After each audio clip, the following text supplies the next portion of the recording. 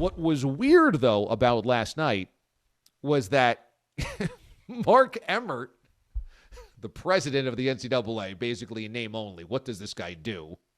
First of all, hand the trophy over to Kansas and introduces them as the Kansas City Jayhawks. No, that's not who they are. It's not a thing.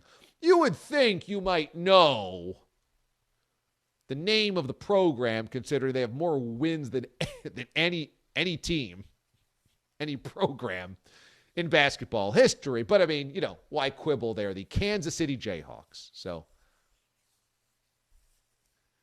congratulations, Casey. You finally got your NBA team. Okay. Then corrected himself. I mean, University of Kansas Jayhawks. Oh, okay. All right. Thanks for clearing that up, Mark Emmert. But also, Mark Emmert is doing this as there's 5 level 1 violations on Kansas. Now, this dates back to the Adidas scandal of 5 years ago. So last night, it's great. And I only laugh at the ludicrous nature of college sports these days, because what else could you do? Think about how ludicrous this truly was. Move, self, get out the way. Get out the way, self, get out the way. Number one, there's an investigation from 5 years ago, 2017, that still hasn't wrapped up yet.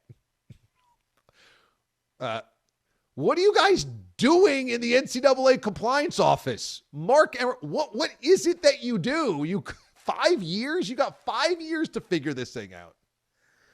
Number two, there's 5 level 1 violations, which is the most severe, on a program that's accepting the national championship trophy. But as ugly as that is, it can't affect this year's trophy or this year's run, because none of those players involved are at school anymore. It's 5 years ago.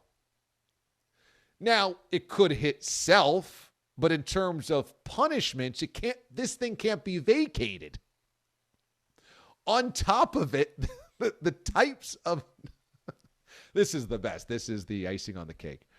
The best part of this is that all of the violations basically involve paying kids, which you can do now, which all of the violations that happened would be legal under today's guidelines. So did Kansas cheat? Oh, yeah. Yeah, as did Louisville, as did LSU, as did all of these schools that got involved with the Adidas bag men. Should they still be violations?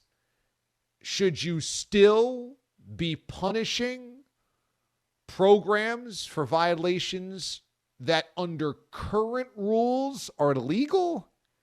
The NCAA has nobody to blame but themselves. Wrap it up. This thing came down in 2017. You basically got 24 months. If you can't get this done in 2 years, you got to drop it. I'm sorry. You got to drop it. And it opens up a bigger can of worms to me in how this went down. This was, remember, when the shoe companies, namely Adidas, would funnel $100,000 to a kid to go to a certain school and to wear Adidas. And that was the way the school was bribing kids to go play for them. So what Kansas did, what LSU did, what all of these schools that got caught in this did was, well, we're not paying you the $100,000. It's the sneaker companies. So we technically didn't touch the money, Louisville. But the coaches knew. What? They have no idea why the 5-star recruit ended up at their school. They have no idea why the 5-star recruit has $100,000 in their bank account. They've got no idea why a kid that came from nothing is rolling in a Beamer, or whose mom just moved into a a beach house? They've got no idea? Of course they do. So Self and Will Wade and Rick Pitino, they all knew. That's the way the business was being done.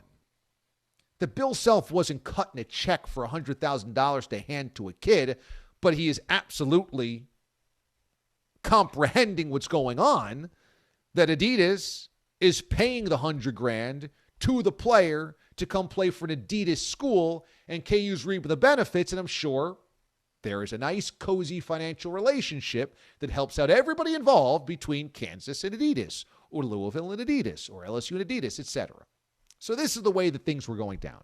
Look, was it breaking the rules? Yes. Was it egregious? Yes. Were most schools doing this? Yeah.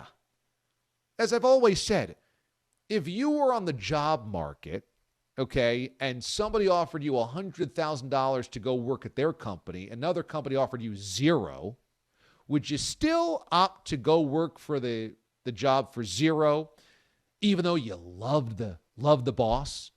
I just really love the working environment, and I really love the boss there. They can really teach me a lot of things, so I'm going to work for free. No.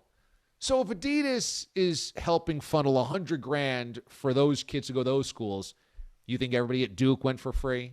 We just want to play for Coach K. You think everybody across the country, all the other kids, didn't get kickbacks? I mean, come on. So that's why Kansas is ensnared in this. But why is this still going on? Why is this still a thing?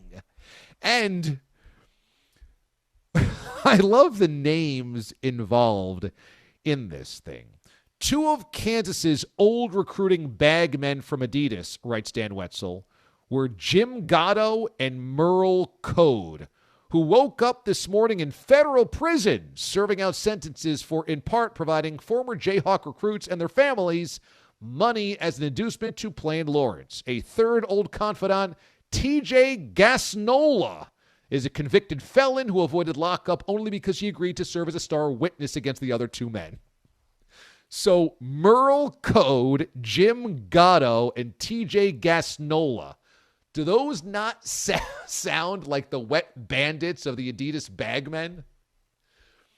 One was a canary. He sung on the other two. The other two got nailed and are in federal prison, all for helping steer recruits to the Jayhawks. And Kansas just won a national championship last night, and Mark Emmert's going to hand the trophy over to Bill Self. You couldn't make it up. Only the NCAA. Only. But, hey, today we're in a much clearer, I think, realm where kids can earn money. You don't have to use sneaker criminals to bribe them. They get to go to Lawrence. They get to go to Baton Rouge. They get to go to Chapel Hill. They get to go wherever. And they get to make some cash by using name, image, likeness. They have a transfer portal, so they don't like where they're going or where they are. They can go somewhere else. And now we're at least exposing what used to happen into the light and putting it above board. Great.